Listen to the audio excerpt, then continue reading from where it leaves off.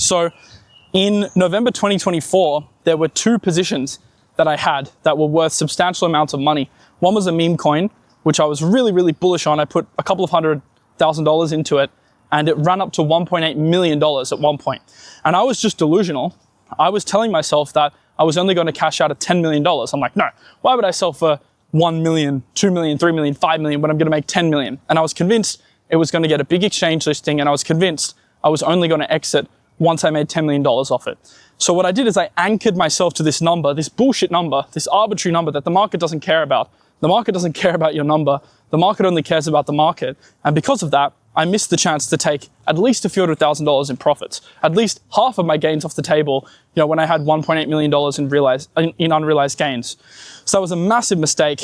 And reputationally, it also hurt me at the time because I'd spoken about it publicly. I was genuinely really bullish, and I didn't even sell a single dollar of my own money, and I missed out on the opportunity to secure some gains. And at the same time, I had another position, which I did slightly better at managing, to be honest. This was an AI position. It also ran up, I put in, I think, 180 grand. It had run up to like $1.8 million again at one point, potentially even over $2 million at one point.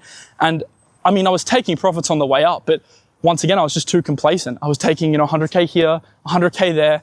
The second that thing hit $1 million, I should have taken 500K off the table, So I think I ended up cashing out $400,000 when I really should have cashed out at least $1 million, given the amount of time it traded in the range of its all-time highs. So that was a massive mistake. And once again, complacency, that lack of urgency to take profits, that lack of urgency to take action, and this is ultimately for me was a disorganization problem, once again costed me massive gains. So if you add those 2 positions together, look, don't even assume I cashed them out at the highs. You're never going to cash out at highs. Assume I took half my capital off the table.